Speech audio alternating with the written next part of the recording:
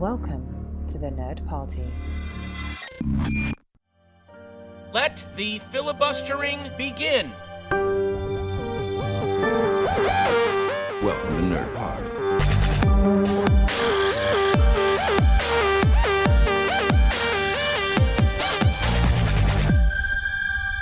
Hello and welcome to Filibuster here on the Nerd Party Network. I'm Lee Hutchison and I'm joined by Dallas King. Hello.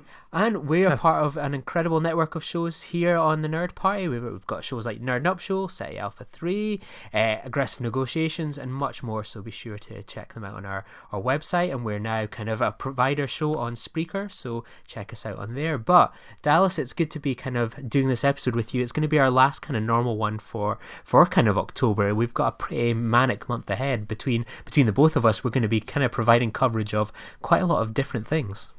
I know I'm kind of welling up here at the thought of this is our last regular filibuster, probably for about a month, I think. So I know, but yeah, we do have a very, very busy month ahead, and it's the kind of thing that, you know, my wife says, "You enjoy this stuff. Why are you moaning that you're so busy? You do enjoy it." And I'm like, "Yeah, I know, yeah, but yeah, no, we're parting ways to cover the across the width and breadth of the UK for a variety of film events.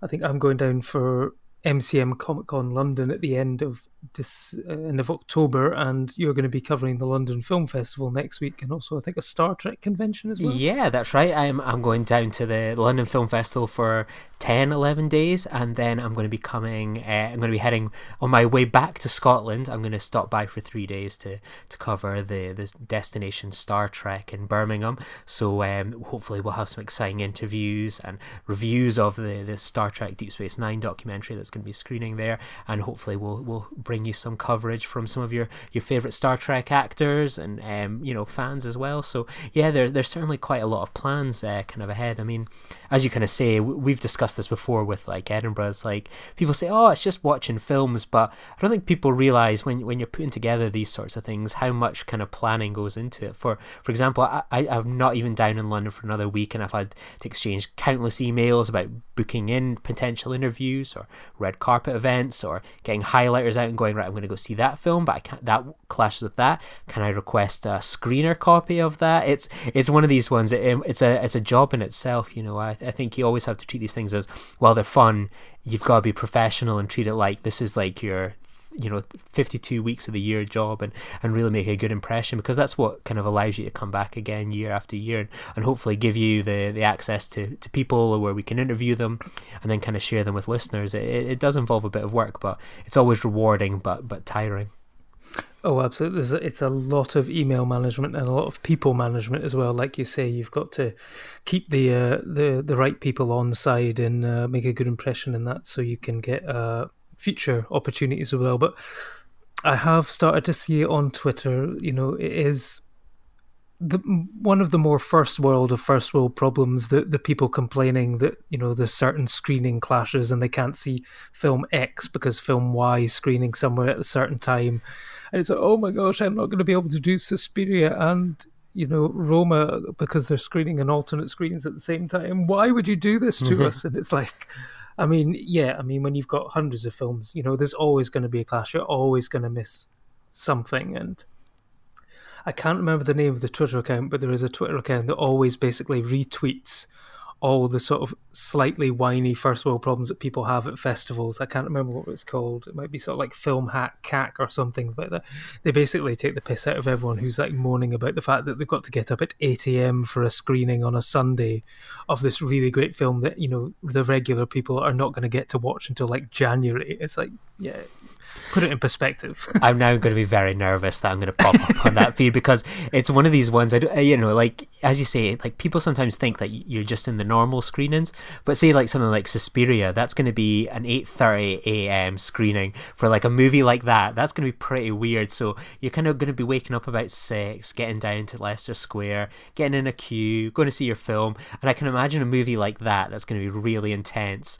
Like, I'm a morning person, so I think I'm going to be fine. But I think some people are going to be really wired on coffee and probably a bit kind of frazzled watching a movie like that at 8:30 a.m. So it's one of these ones. It's such a great experience, and it's things like for me when I was like a kid, and you kind of look at these things and dream like, oh, I'd love to be able to get access to something like that or to do something like that. And I always think you just got to appreciate that you've been invited, and I always think you get people that go down there just for folly and see the films, but I think if you put the time and effort into seeing these things, they're richly rewarding, and they always open doors to potential things in the future. And you never want to take for granted that you get these chances, because I can see like thousands of pounds worth of free films. I can even watch them now, some of them on my laptop, and then I'll get down there, I'll see films that people are spending like 20 quid or whatever to see. I'll be able to see them for free, and you should always kind of remember that. So when you're if you're feeling a bit down about having to go see a film at 8:30 in the morning, or it's a clash, we're very much in a very privileged position to get these kind of opportunities, and hopefully that keeps kind of people on a bit of a measured keel. Absolutely. I mean, when I name drop, was at the Cannes Film Festival several years ago. I mean, I was there as part of the exhibition sort of industry because I worked at the Belmont, so I was able to get a pass there, because that's not open to the public like the London Film Festival, where you can buy tickets and stuff like that. And you basically are working on a different sort of body clock, because I was staying outside of Cannes in sort of like a caravan park, so basically I had to get up at 6, get the bus in, start queuing, get into your screening at 8, and there would be screenings basically from 8 a.m, which were like the big sort of press screenings for the premieres that day, right the way through till sort of midnight screens. So you could be finishing at like 3 a.m. and then trying to get like 3 hours sleep and then back into it again. You basically, it's a full-time job, and it's a great full-time job to have, to be able to go to these festivals and see these films and report on them and stuff like that. But yeah, you do have to remember that you are in a very privileged position, and it should be treated as such, I think.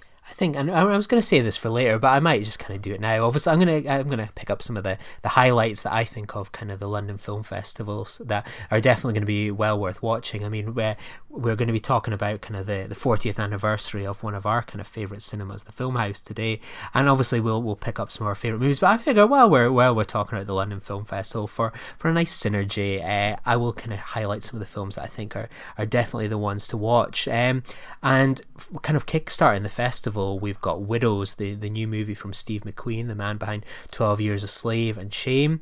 This looks like it's going to be quite a commercial kind of film, so a bit of a change from kind of Steve McQueen's more sort of independent kind of weighty Oscar movies. So this one looks like a bit of a nice way to kind of kickstart the festival. It looks like a real crowd pleaser, with Viola Davis, Michelle Rodriguez, about 4 widows that look to kind of finish off the heist that their husbands started, and it's one I'm really looking forward to. And Gillian Flynn, the writer of Gone Girl, has written the script for this, and I've never read her books. The Gone Girl film, I believe she wrote the script for that as well, and was one of my favourite films of that year. So I'm looking to see if Steve McQueen can have as good as a relationship as David Fincher had with her. So yeah, I'm very excited for that one.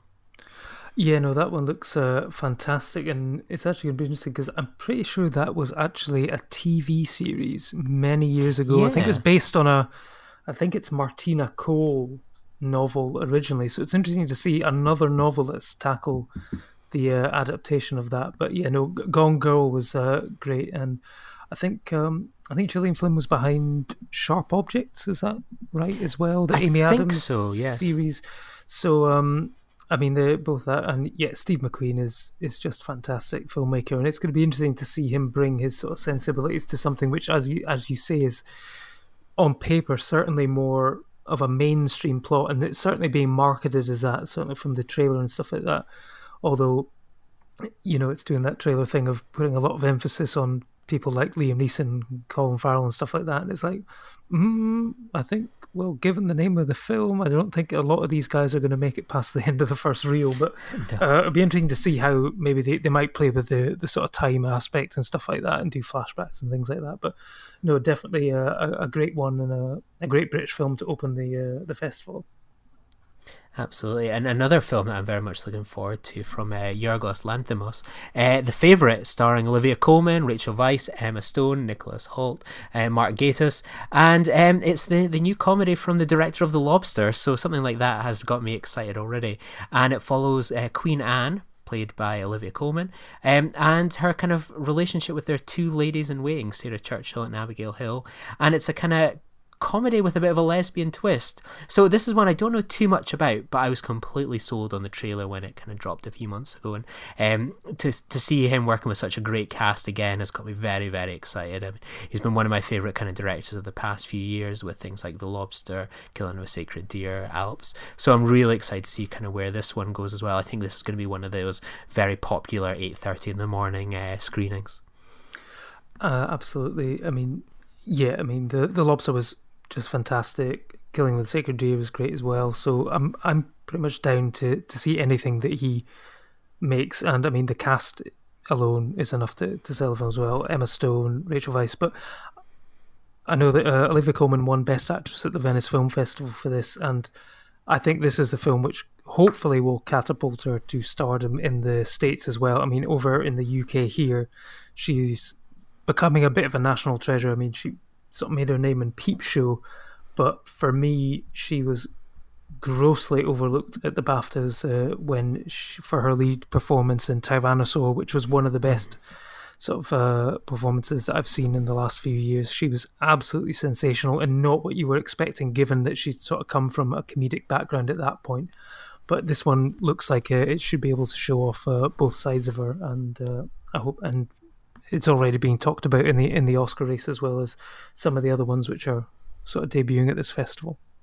Yeah, and there's definitely quite a few Netflix films as well that will be screening at the cinema, so that's always something to be excited about. The Netflix is embraced here sort of in UK festivals, obviously Edinburgh and London, unlike sort of Cannes, which has turned its back on it. But it presents exciting opportunities for folk like us to see something like The Ballad of Buster Scruggs, which is, I believe, is going to be kind of broken up into a multi-part series on Netflix, but is going to be presented in the cinema here as a kind of full film piece, which has got me really excited. And this is where kind of film festivals, they say, oh, why do you want to see a Netflix show perhaps on the cinema when you could see something else?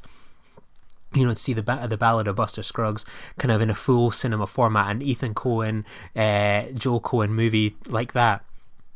I can't imagine seeing a Coen film in anything other than the cinema. And it's the same with Roma as well, the Alfonso Cuarón movie as well. Again, that film just looks incredible. You watch that trailer and you think, that is going to look brilliant on a big screen. And you're sitting there thinking, feeling frustrated that for most of the people on the planet, for better or worse, they're going to see it on the TV screen. So I'm really excited to see those two in particular on the big screen. And I think it could be quite an exciting double bill, that. Absolutely. I believe Cuarón actually shot Roma on 65mm film, so that's one that absolutely has to be seen on the big screen. And there is rumours, certainly in America, for the Oscars that it will get a cinematic release. Whether that happens over here, again, I believe Curzon cinemas have the sort of exclusive rights to show Netflix films in the UK, so there is a chance that might make it onto cinema screens before in the run up to, say, the BAFTAs or the Oscars as well. But I know what you're saying. It's interesting that in the political times that we live in, that there is this sort of divide there where the UK embraces Netflix and is happy to show the films in the festivals, whereas certain other festivals in the European Union are not. But a film is a film, and there should be no real distinction between that. I mean, they were made as films, or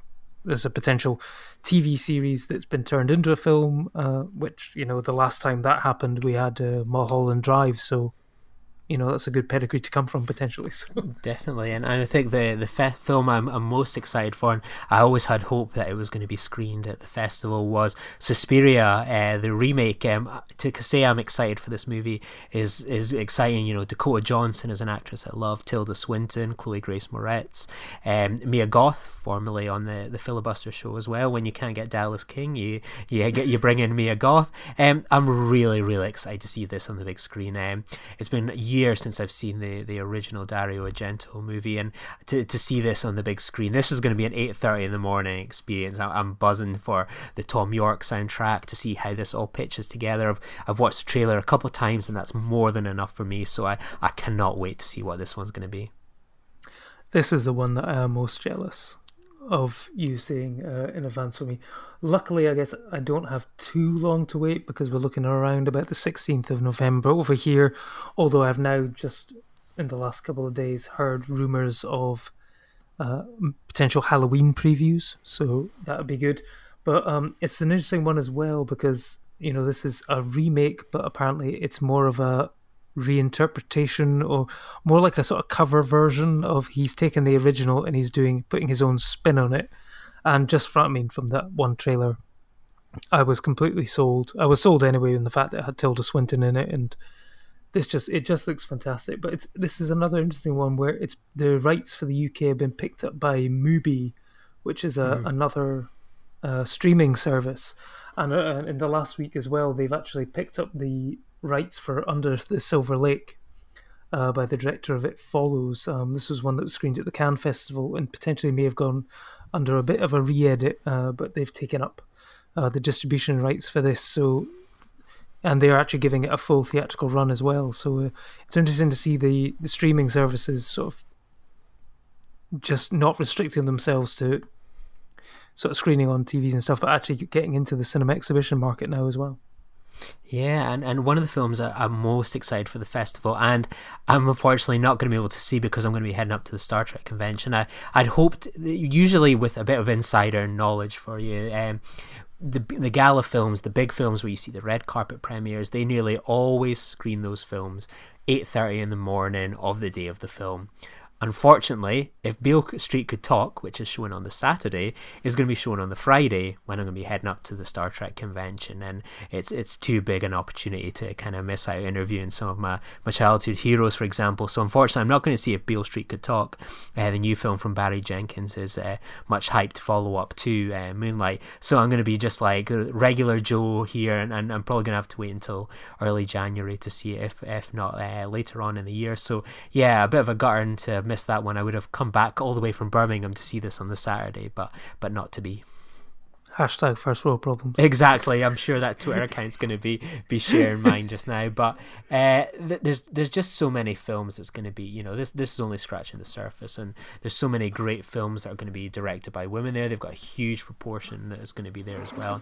50%, I believe they made the decision to do a 50%. So I mean, if you wanted to do the 52 films by women challenge, head to the London Film Festival. You'll probably be able to complete it in a week or 2 weeks. Definitely, yeah. I know I'm only on 44, so I'm nearing the total, but I think this only scratched the surface. So what context our coverage takes, kind of in terms of podcasts, it does remain to be seen.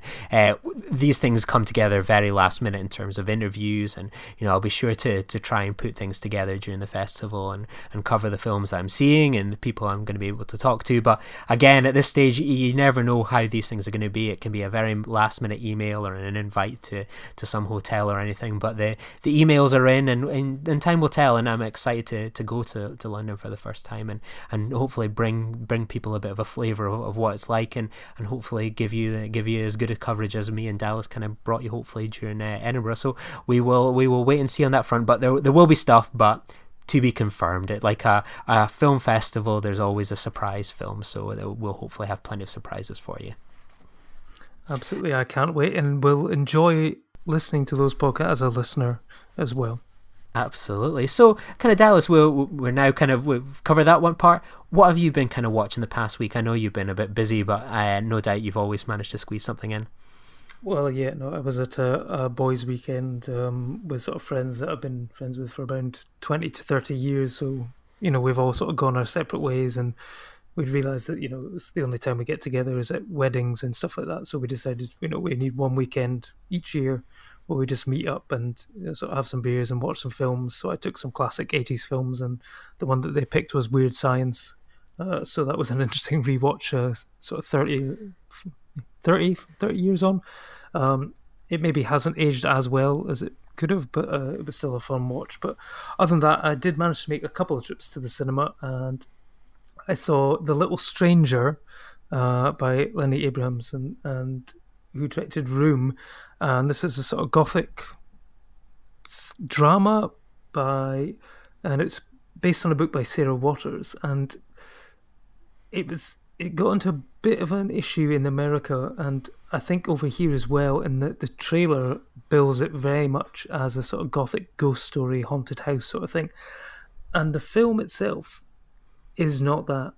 It is a more of a drama, a sort of relationship drama set within this old sort of country house, and there's something not quite right, but you're not entirely sure, but it's certainly not really going down the sort of horror ghost element, and unfortunately I just find it really, really dull and boring. And I mean, I really like Domhnall Gleeson. I think he's one of the best sort of British actors we've had in the last few years. I think all his performances are great, but there was just something that the film just left me really cold, and it was delivered in that sort of Downton Abbey sort of stiff upper lip, very sort of clipped, very sort of that sort of style of Sunday night drama, sort of how the acting is delivered and how it was shot and everything like that. And yeah, no, that one unfortunately just wasn't for me. Yeah, I've been kind of hoping to see it, but it's just been one of those ones that's been a bit of a kind of struggle to get round to seeing it. So yeah, perhaps I won't need to rush as much in the next few days. It's certainly one that you don't need to see at the cinema. It's certainly one that would be fine watching on TV or on Netflix or something, because it really does sort of have the feel of like BBC One Sunday night drama. So what have you been catching up with? Yeah, I kind of, in my sort of home, at home I watched Raw as part of my 52 films by women to sort of kind of kickstart October with a bit of a Halloween thrasher. And after last week when I mentioned the woes of streaming, I finally was able to watch Easy A with my girlfriend, and unsurprisingly she has a Pocket Full of Sunshine stuck in her head. So the film continues to have that it's way over people. But kind of at the cinema I saw two films, both directed by women, and one that's kind of maybe going to get a bit more attention perhaps in the next kind of few years, and that's The Rider, written and directed by Chloe Zhao, who just in sort of the past week or two has been announced as the director for The Eternals,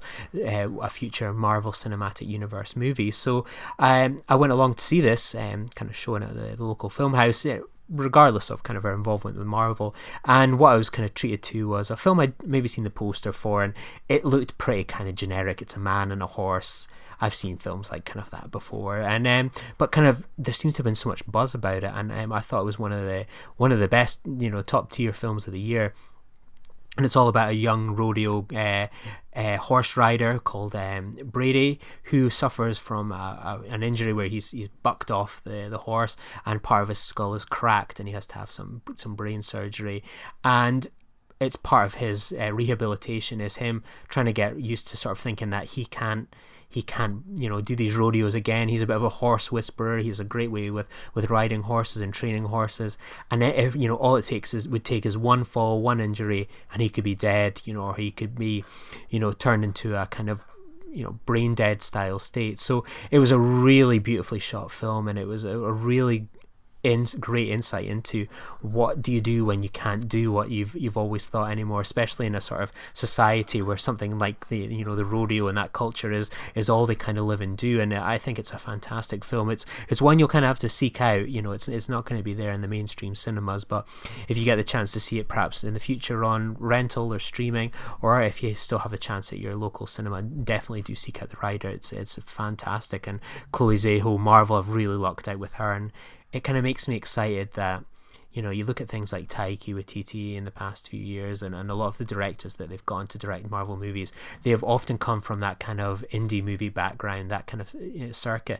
And I'm really glad that someone at Marvel is watching these movies and championing these kind of directors, because they're not just kind of coming from the big movies. You're directing an Independence Day or a Star Wars, and then you're going on to make a Marvel movie. It's people from those independent movie circuits, and I would hope more Marvel fans perhaps out there could seek out these movies and champion them as much as they do when these directors kind of come on board to the big films. They can certainly benefit from it. It's a great film.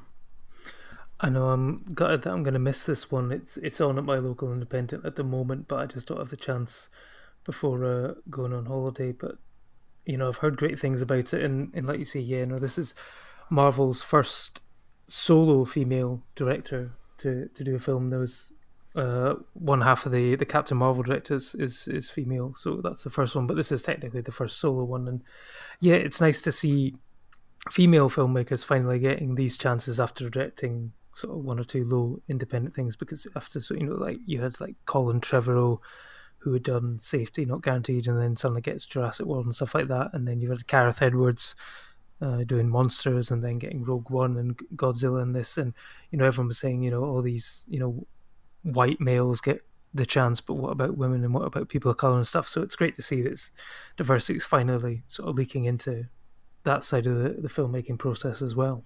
Absolutely. And what else did you kind of catch, Dallas? Well, I managed to, because I'm going on holiday, I managed to catch the unlimited preview of A Star Is Born and sort of kick off my Oscar season early. And I have to say that it pretty much does live up to the hype. It is absolutely fantastic. I thought I was thoroughly entertained, and Bradley Cooper, the guy from The Hangover, I've never really gotten the hype behind the 4-time Academy Award nominee, but he is the real deal in this. I thought his directing is fantastic. He also sort of co-wrote part of the script, but I would say it's his best performance and his most believable performance. He starts off, he plays Jackson Maine, who is a sort of country rock singer who's nearing the end of his time in the limelight, and he's got this low sort of gravelly voice, and it's a very specific type of voice. And I spent the sort of first sort of 20 minutes going, he sounds like someone, but I can't place it. I can't place what he is. And then Sam Elliott turns up as his older brother, and I'm like, that's it. That's what it is. And I suddenly realised that he's basically doing the stranger from Big Lebowski voice.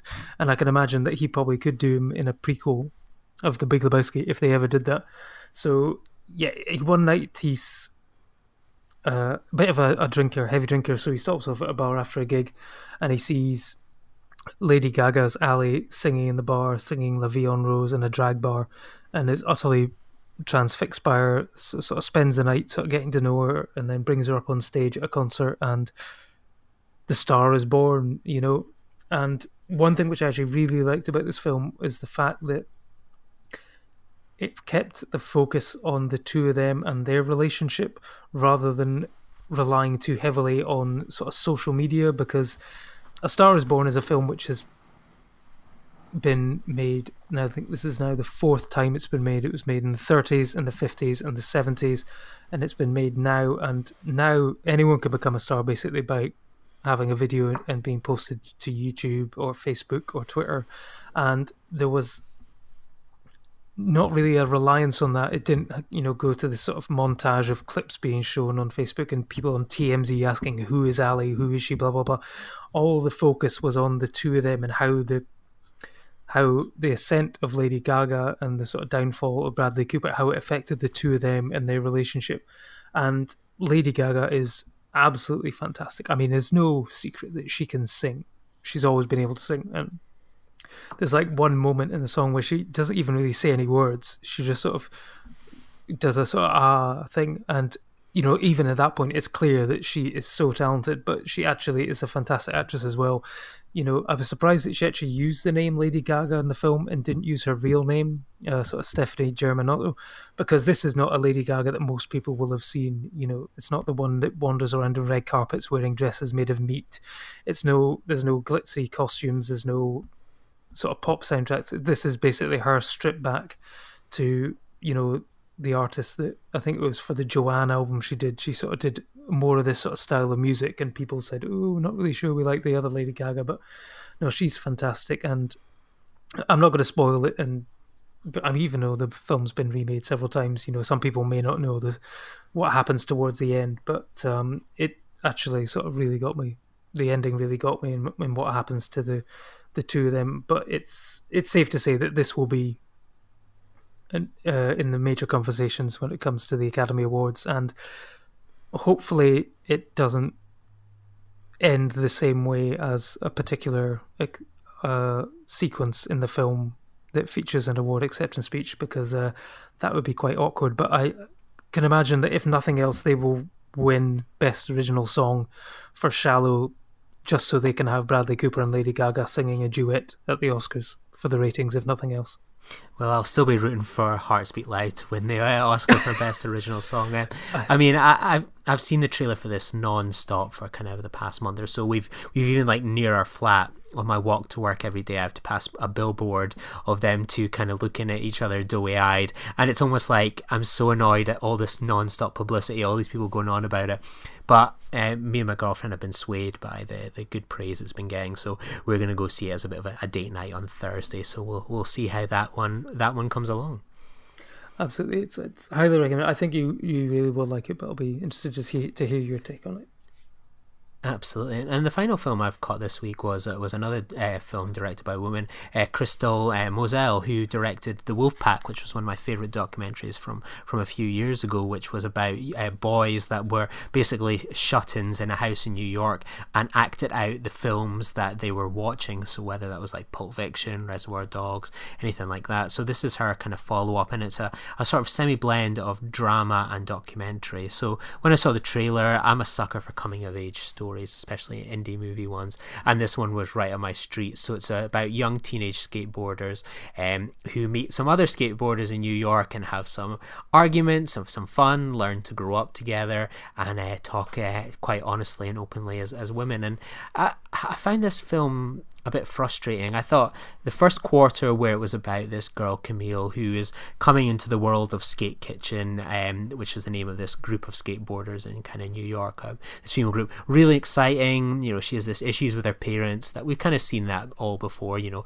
know, coming from broken homes and finding family within friends, and that was relatively interesting. But then it becomes a bit sort of tedious. A lot of it is just them skating around, watching videos of people skating around on TVs, watching people skating around on phones, and it becomes a bit too long. It's like, feels like a lot of repetition, and then there's a romance element that comes into it, which causes a divide within the group. And it just felt like a film that went on just a bit too long, and it has a very thin plot, for better or worse, and it just seemed to outstay its welcome. So it was an enjoyable enough film, some really interesting performances, and the conversation scenes were always my favorite, as these kind of young women are talking about injuries such as credit carding and being quite honest about their bodies and growing into adolescent. I thought that was really interesting, but just perhaps one that just maybe needed an extra bit of time in the edit booth, but definitely well worth seeking out. And it's another one where it's good to see kind of young teenage girls in a movie directed and written by a female, and sounding like the women that we would know and have seen at that kind of age, and not what perhaps males think they sound like, for sure. Yeah, no, it sounded. I heard a few people talking about this film this week, and it did sound quite interesting. It's interesting to hear of a female perspective on, certainly in terms of what we've seen on the big screen, in terms of like Dogtown and Z-Boys and all that mayhem, which would be a very male-dominated sport. So it's nice to see the flip side of that coin on the big screen. Absolutely. So one of our main talking points of this week, it's the birthday of the Filmhouse cinema based here in Edinburgh, and it's going to be its 40th birthday next week on October 9th. Obviously, we're going to be away. But we figured we spent so many hours, probably days, really, inside those screens and on those seats at the Filmhouse, and we thought we'd share some of what we think makes the Filmhouse such a great cinema, or some of the favourite moments or memories that we've had there. It's been the home of many a talk, a screening, an event, an all-night madness of horror at like these kind of film fests. And I just wanted to know, kind of, Dallas, when did you kind of first pop along perhaps to the Filmhouse, and why do you think, like 40 years on, in a cinema that has been surrounded by cinemas, there's a multiplex less than half a mile away, there's another independent cinema that's about 100 years old just at the top of the street, why do you think the Filmhouse has kind of lasted 40 years, and what's your kind of connection almost with it? Well, to be brutally honest, I think the reason that it has stayed so relevant and so popular is ultimately down to the programming. Programming is what can make or break a cinema, and their programming is fantastic. There's, you know, I know there is issues with another cinema along the road where they don't always get certain films, but they've always tried to avoid sort of screening the major blockbusters. They know that they can't compete on that with they've got an Odeon, they've got the View sort of probably about 20 minutes away, and they've got a Cineworld about 10 minutes away. So they know that they can't compete with that. And also the other independent cinemas probably become arguably less independent in the last few years as well. So they know their niche, they know their audience, they know what they want to see, and their programming is fantastic. What also has helped them is also the fact that they are the home of the Edinburgh International Film Festival. There's a lot of kudos with that. And, you know, it's always the festival hub during the festival. It's where a large portion of the films are held. It's also where a lot of the press screenings are. And it's, you know, you've also got the videotheque where you can watch all the films on demand as well. So it's got that. It's just got a great presence, and it's ultimately down to the programming and also the fact for the projection as well, which is always top notch, and the fact that they still champion 16mm, 35mm, and 70mm as well. What about yourself? What do you like so much about the Filmhouse? I it's the same as you. It's the programming, because what I kind of find with, say, the View, Cineworld, the Odeon, somewhat the Cameo to these days, is that the Filmhouse it's so unique in what it shows. And I think that's almost perfectly summed up in later this month, end of October, they are showing Alien 3. You know, I've seen that before at one or two of the other cinemas, or had the option, but they're showing Alien 3, the work print, which was as close to what David Fincher envisioned that movie being as we could possibly ever get. And I've never really seen that presented as an option, you know, perhaps the Prince Charles in London. But that sums up the Filmhouse for me, that when you think of, like, as a kid, what would be your dream sort of cinema? You know, you get midnight late movie events showing kind of cult funky cinema, you know, things that could be like an old science fiction movie that you thought you would only ever get the chance to see on VHS or DVD.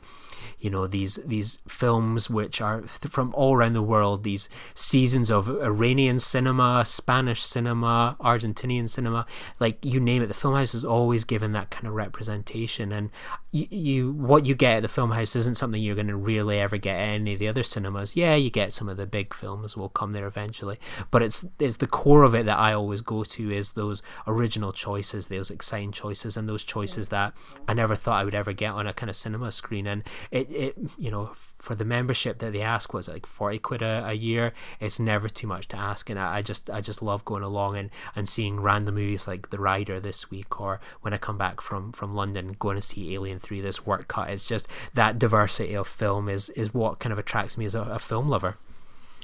Absolutely. I mean, I think my first experience of Filmhouse was, I think, back in 2009 or 2010. At the time, I was doing a self-imposed film challenge, which I dubbed 500 Films of Empire. Empire magazine had released, you know, as voted for by the public, the top 500 films of all time, and I decided, potentially quite stupidly, that I was going to watch all 500 in 365 days. It doesn't sound like much. In fact, I think in total it took 41 days non-stop of film watching. If you were to watch them back to back, end to end, it would have taken 41 days. But, you know, if you could, sleeping, eating, working, a full-time job, you know, it can be difficult to fit them all in. And one film in particular was very difficult to find, and that was a French film called Le Mama et le Putain, which translates as The Mother and the Whore. And it was screening, one single screening during the French Film Festival at Filmhouse. So I got the megabus down, went to see it. Fantastic film, wonderfully projected, but it was the only time, and that was my first experience of being in the Filmhouse, and I've loved it ever since. And that was, as always, you know, with these things, I like to do little top fives. So that was number 5 of my top 5 moments. So going back to you, what was your first visit to the Filmhouse, and what can you remember what it was that you saw? I remembered I moved to Edinburgh about 2005, and I had my Cineworld Unlimited card, so that was always kind of satisfying me as a student. And then I was kind of like, it's we take it for granted now that we get the chance to go see these kind of old school movies back again on the big screen. I mean, in just the past few weeks, there was obviously like The Godfather 4K restoration prints in a lot of cinemas around the country. At the time, it was like, to see a cinema showing older films was quite a surprise. I remember Taxi Driver was on, so I think this was maybe like 8 months into me living in Edinburgh, and I was like, oh, I'd love to see Taxi Driver on the big screen. That would be awesome. That's such a novelty. So I went along to see it, and I remembered, unfortunately for the Filmhouse, there was the night of, I think it was the closing of the festival at the time, not the film festival, but just the festival in August, and the fireworks were exploding, and you're watching the film and you could hear them exploding outside, and then there was a power cut, and then the film, we were just sat in the dark of screen 2, and all you could hear is woo, woo, and the power never came back on, and they were like, sorry, it looked like the fireworks or all the power that was being used to keep Princess Street all busy, to do everything like that, had caused a big short circuit on Lothian Road. So unfortunately, my first time at the Filmhouse I was never able to finish the film. One of the only times I've ever had to leave a film unfinished at the time. So I never got to see the end of Taxi Driver on a big screen. I was about to say that would have driven Travis, but would have pushed Travis Bickle over the edge. But I was actually about to ask if it was screen 2, because I imagine that's the one that's closest to the back of the building, and that's the one where external noise might have potentially been an issue. So I had a feeling it was going to be that screen, but I was actually in that screen as well. And speaking of, this actually segues beautifully into my number 4 moment, and this is the only time I've ever walked out of a film, and it was during the first Edinburgh Film Festival that I went to, and I was down for the opening gala of Hyena, but I had some time in the morning, so I went to see a film, and for the life of me I can't remember what the name was, but it was a low budget British sci-fi, and it wasn't very good anyway, but I started to develop a pain in my side, and I thought, all right, well, it's just sore stomach, I'll carry on and get to the end of the film. But then it started to get really bad, and I ended up having to leave the cinema. Managed to hobble to the hotel that I was staying in about 10 minutes away, and basically phone my dad, who's a doctor. He basically said, yeah, no, I thought it was my appendix, but he said, no, it sounds like kidney stones, you better phone an ambulance. And yet I was having kidney stones, and basically missed the opening gala of the Edinburgh Film Festival in 2014 because I was staying in to pass kidney stones. They gave me the option of that they could have gone up, whether I could just let them pass out naturally, and I decided, no, nothing's going up, I'm going to pass them naturally. So unfortunately, that was my first experience of the Edinburgh Film Festival, and it wasn't the best one, but I can look back on it now and laugh. And the fact that that's the only thing that has ever made me leave a film halfway through. The film could be terrible, but unless I've got kidney stones, I'm staying to the end. And I think it's one of these ones, as you kind of mentioned, it's like the home of the Edinburgh Film Festival, and the feeling and vibe you get there. The staff are just so knowledgeable. There's a real passion there. I mean, I bizarre as it is, I actually go to the Filmhouse on a professional level as well. I've had quite a few meetings with individuals or such, like, where my office and their workplace is perhaps too far apart, and I always go, well, why don't we meet at the Filmhouse? It always seems to be a very happy medium, and it's got a nice clientele that use the area, so I always feel like I can have a nice confidential chat and sit in the Filmhouse and relax there. I always get the free water, we can sit at a table and do some work, and it's a good place to work as a professional too. But I think the fact that it's the film festival as well, there's so many great screenings I've watched there over the years, and the talks as well. I think of people like David Arnold I've seen in there, Oliver Stone, Stanley Tucci, a lot of famous people have really graced the kind of that screen one stage at the Filmhouse, and I think it's one of these places that you can forget how lucky we are to have these people on our doorstep sometimes right in front of us. The Oliver Stone talk was about nearly 2 hours, and for someone, whether you love him or hate him, Oliver Stone is a fantastic person to listen to, and he was just incredible that day. He had so many great insights and talking about his filmography really, and his thoughts on the world, which are never dull. So that was quite a treat. Absolutely. And one of the events that I remember, again, part of the film festival, was when the Empire magazine came up 2 years in a row to do their podcast, a live podcast. Oh yes, I was there in too. Film One, in Screen One, and it was just a great atmosphere. And I'd sort of done a week's work experience at Empire, and sort of on the back of that film challenge I'd done earlier, sort of knew a few of them well. So I actually got to be their lackey for the day, and sort of had to keep track of time, and basically had the signs to hold up to basically say, 5 minutes, keep on target, and stuff like that. So, and yeah, I mean, they had a few guests. I mean, they had Corin Hardy, who was basically going off at that point to make The Crow, which ultimately didn't happen. Instead, he sort of would do The Nun instead. But yeah, no, they had a few guests on. I think it was Kelly MacDonald. I think was it Kelly MacDonald? I think they had Kelly MacDonald on as well. Was it Emily Mortimer? Oh, Emily Mortimer, that's right. Yeah, because I remember she then they'd asked her a certain question they'd asked her a question during the podcast, and then she went off to the Ewan McGregor Q&A and basically asked him that same question because she thought it was such a good question. And yeah, I mean, there was the spot prizes and stuff, but it was just, great to, that group have a great chemistry together, and it was great to see it live. And also it was just a different sort of event that, you wouldn't normally get at a festival, and it was just nice to see. And also the fact that it was in Filmhouse 1, and you've got a great audience, packed basically sort of 250 odd people, sort of all having a great time. It sort of just adds to the atmosphere, and it's one of those great events one of the most memorable events that I've seen at the Filmhouse, I think. Was it the year before that one? Was it Elijah Wood and Brian Cox, or was that a different event? No, they did. Yes, the Elijah Wood one was great because that was when I brought the Iron Brew. And yes, I remember. Got really excited about having Iron Brew up on stage. And one of them the Empire guys, Ali Plum, who now does Radio 1, he sort of came over and gave me a bear hug afterwards. I was going, yes, that was so awesome. He just loved that moment. Just Elijah Wood squeaking in delight at having Iron Brew. Was it between me and you giving people Iron Brew at the film festival to famous talent and producers and stars and stuff like that? We've got a bit of a reputation perhaps now. I know, and the fact is, it's not an official sponsor of the festival. It's just one that we seem to serve. But I mean, Americans can't come to Scotland and not try Iron Brew. The Dayglow orange drink, which isn't an orange drink. It's like trying to explain to them what it is so difficult. It's just drink it. Just drink it. It's fine. I remembered I gave it, I suppose it's down the street from the Filmhouse, but I remembered when I interviewed Thomas Turgoose from This Is England, and he put, I'm coming up to Scotland, get the Iron Brew out, and he spelt it, rookie mistake, iron, the traditional way, as opposed to IRU.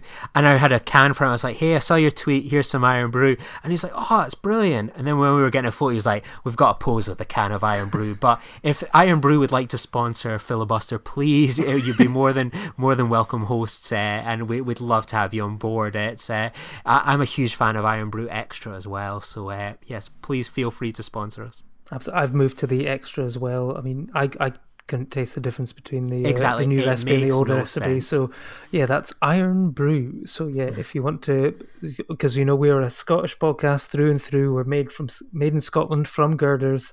So absolutely sponsor us. That's the way to go. Absolutely. So before we part ways for the month, have you got any kind of final Filmhouse moments that you'd like to share?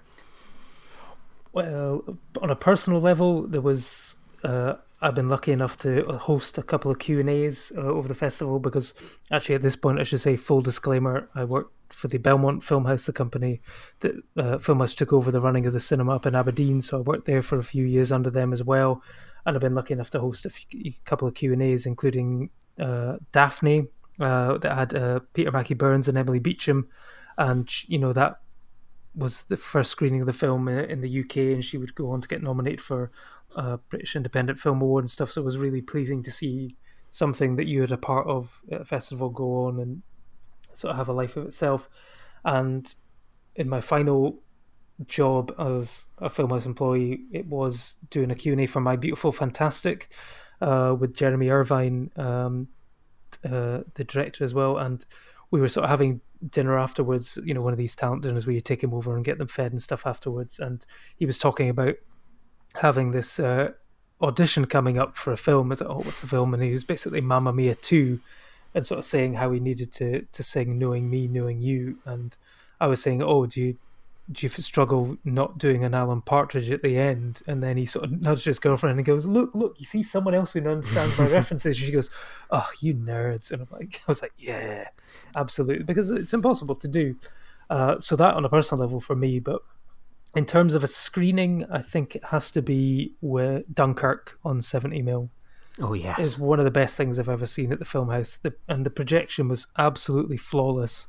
And it just sort of shows the importance of having good projection, because earlier that day I was in Glasgow watching it on IMAX, and they had a ghosting problem because the two images weren't synced, and there was nothing that they told me there was nothing they could do about it, because they would have to stop, recalibrate the projectors, and they would lose the entire show. And I was like, so this is because I'm the only person who's noticed it. I can't be the only person who's noticed that there's an issue with that. But they were unwilling to do it. But I, then got on the train, travelled across to Edinburgh, and got a flawless 70mm projection of Dunkirk, and the colours on 70mm film are just immense, and just it's a completely different viewing experience. It's difficult to explain without actually seeing it, but it's just a completely different level of filmmaking, and it's just utterly astonishing to watch. And yeah, a shout out to the Alleys and Davey at Filmhouse for all their sterling projection work.